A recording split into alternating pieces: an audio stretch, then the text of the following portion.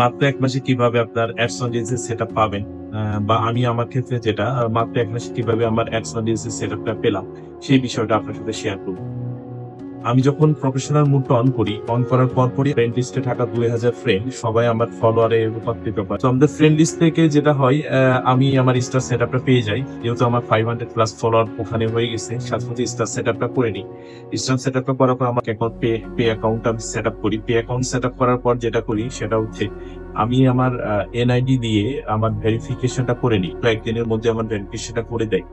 ভেরিফিকেশনটা করার পরে আমি তখন ফেসবুকে কিভাবে আর্ন করা যায় এটা নিয়ে একটু সার্চ দিই।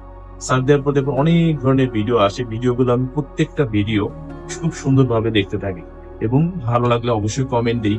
কমেন্ট দিচ্ছি, লাইক দিচ্ছি এবং যেহেতু আমার হলিডেতে ছিল, অফিস ছুটি ছিল, তো ৭ থেকে ৮ দিন আমি কন্টিনিউয়াস এই কাজটা করেছিলাম এবং পাশাপাশি একটা একটা করে ছোট ছোট রিলস আপলোড করেছিলাম, যেটা পরিমাণ ছিল মাত্র ১৮ থেকে ২০টা। আমার যেটা সবচেয়ে বেশি কাজে দিয়েছে সেটা হচ্ছে আমার এঙ্গেজমেন্ট। আমার এঙ্গেজমেন্টটা খুব বেড়ে যায়। সাথে আমার ফলোয়ারও বাড়তে থাকে। ফলো বাটনটাও সেট করে নিয়েছিলাম ইতিমধ্যে।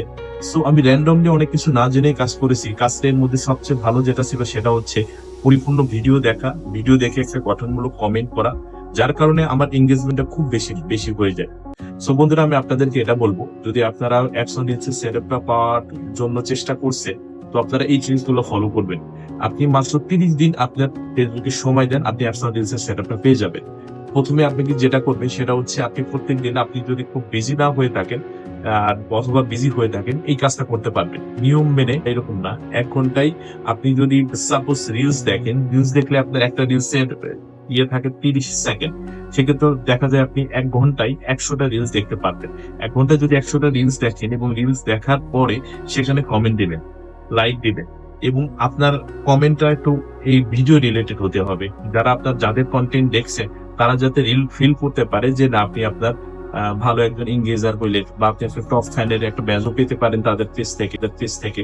সেক্ষেত্রে এইভাবে আপনার যখন এঙ্গেজমেন্টটা দেখবে ফেসবুক, সেটা আপনি রিয়েল টাইম দিচ্ছেন ফেসবুকে, সেটা ব্যাক দিবে। এখানে 80% এবং 20% রেশিও থাকে। আপনি যখন প্রাইমারি অবস্থায় থাকেন, আপনি হঠাৎ করে ফেসবুকে এসে ভাইরাল হতে পারবেন না। সো আপনাকে সময় দিতে হবে। কন্টেন্ট দেখবেন, কন্টেন্টে কমেন্ট করবেন, লাইক দিবেন, শেয়ার দিবেন, এগুলো আপনার এঙ্গেজমেন্ট বাড়াবে এবং আপনার অ্যাক্টিভিটির উপর ডিপেন্ড করে ফেসবুক অ্যালগোরিদম আপনাকে আবার ফিডব্যাক দিবে। এখন অনেকে যেটা করে, শুধু কমেন্ট দেওয়ার চেষ্টা করে যে আমি যতগুলো পেজে কমেন্ট দিব ততগুলো রিয়াকশন আমার এখানে ব্যাক আসবে। আসলে বিষয়টা এরকম নয়। এখন দেখা যাচ্ছে আপনি রিলস ভিডিও দেখছেন 30 সেকেন্ডে, অথচ আপনি 30 সেকেন্ডের মধ্যে 5 জায়গায় লাইক কমেন্ট দিয়ে ফেলছেন, খুব ফাস্ট দিয়ে ফেলছেন। এতে হয় কি, আপনি রেস্ট্রিকশনে চলে যাবেন। আর এইভাবে যদি ছোট ছোট রেস্ট্রিকশনে চলে যান, তো ফেসবুক অ্যালগোরিদম আপনার পেজটা কখনোই অন্য কারো কাছে সাজেস্ট করতে করে।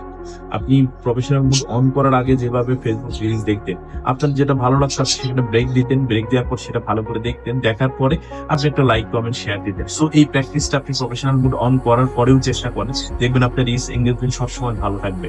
আর যদি সময় না দিতে পারেন, সেক্ষেত্রে নিয়ম আপনি 10টা ভিডিও দেন, 10টা ভিডিও সুন্দর করে দেখেন এবং তাদের সাথে এঙ্গেজ থাকেন, তাদের মেসেঞ্জার নক করেন, দেখবেন তারাও ফিডব্যাক দিবে।